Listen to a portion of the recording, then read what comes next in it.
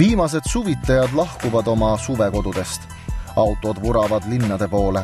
Mõned neist peatuvad korraks metsa vahel või teeäärse talu väravas ja vabanevad üleliigsest pagasist. Suveks võetud lemmikloomad visatakse minema nagu vana mööbel.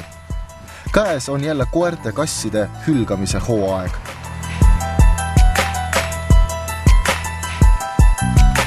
Linnasakste poolt minema visatud loomad leitakse kas abituna puu külge seotuna või värava taha visatud karbist.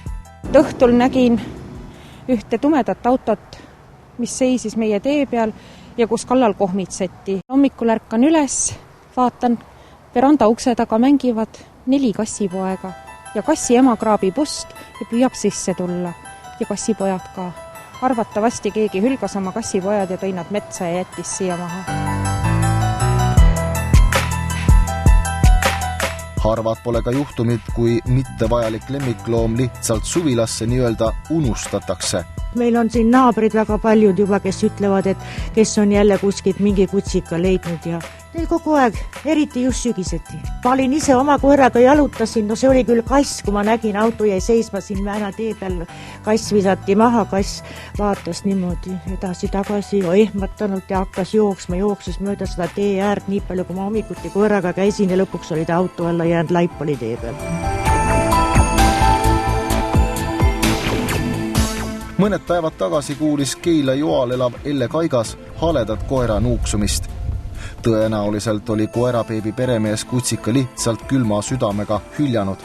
Pisike karvakera eksles näljase ja väsinuna küla vahel, kuniks jõudis perekond Kaigase aia taha. Koer hakkas järsku kuidagi väga imelikult haukuma ja ma läksin välja vaatama ja vaatan, et värava taga on niuke väikene kutsikas, et pressib sisse ja meie enda emane koer nii tigedalt vastas.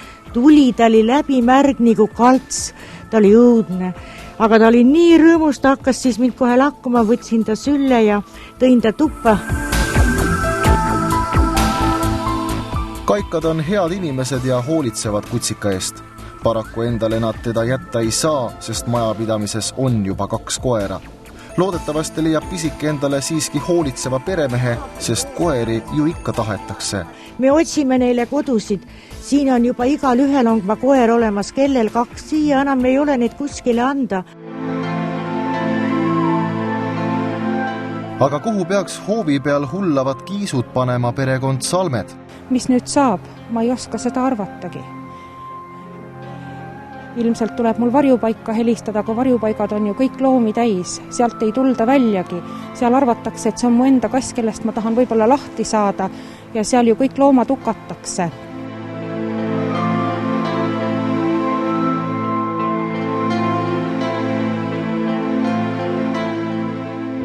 Paraku varjupaikades kohti napib ja ei suudeta vastu võtta nii palju loomi, kui Eesti ühiskond toota suudab. Täna on Eesti varjupaigad pilgeni lemmikloomi täis. Viimasel ajal on ikka väga hull, et loomi tuleb igalt poolt ja kõik tahavad ära anda endoomi ja et küll on leidnud ja praegu on üldse see aeg, kui hakatakse suvilatest ära tulema ja oma suvelemmikud maha jäetakse. Me püüame ikka niimoodi, et hukatakse ainult need, kes on kurjad või vigased, et neid ei saa enam aidata või et on nii haiged või vanad. Aga me püüame ikka nii palju, kui säästa neid. Kasse on meil 2 korda rohkem majas, kui meil üldse siia mahub praegu, et paratamatult me peame mingit valikut tegema. Elu on karm, paratamatult tuleb ilmsüüta loomakesi hukkama hakata. Väike-Maarja loomsete jäätmete tehasesse jõudis eelmisel aastal 30 tonni varjupaikadest toodud lemmiklooma korjuseid. Kuna sinna kõik varjupaigad oma loomajäänuseid ei vii, siis tegelik hukatud loomade arv võib olla pea 2 korda suurem. Kelle peale nüüd viha langeb? Eks ikka varjupaiga töötajate peale. Aga nüüd tasuks küll tõsiselt järele mõelda ja endale selgeks teha, kes tegelikult süüdlased on.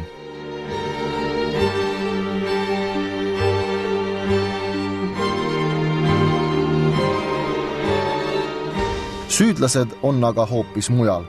Esiteks loomahülgajad, kes karistamatult igal suvel uue lemmiku võtavad ja ta sügisel nagu kasutu rämpsu minema viskavad. Need inimesed on ju täiesti südametud ja julmad. Mismoodi tuuakse loomad metsa surema või mõeldakse, et keegi teine hakkab nende eest hoolitsema. need inimesed minu arvates on valmis selleks, et kui nende emad ja isad ja lapsed ei räägiks, nad tooksid ka oma vanemad või oma lapsed metsa jätaksid maha. Teiseks tuleb süüdistada omavalitsusi, kes ei soostu varjupaiku looma või keelduvad olemasolevatesse kohti juurde ehitama. Lõppude lõpuks on julmad ka inimesed Riigikogus. Nemad ei pea vajalikuks looma piinajaid ohjeldavaid seadusi vastu võtta. Kui palju loomi visatakse metsa vahele, me ju seda ei tea. Mul omale sõbranna õde käis siin Kiili juures, käis metsas seenel ja leidsid seal väikese koera, kes oli puu külge metsa kinni seotud. Ma olen ise ka vahel mõelnud niimoodi, et kui näeks sellist inimest, et viiks ta Raekoja platsi, seoks ta kinni ja laseks teistel inimestel loopida mädamunadega nii kaua, kui ta ükskord surnud on.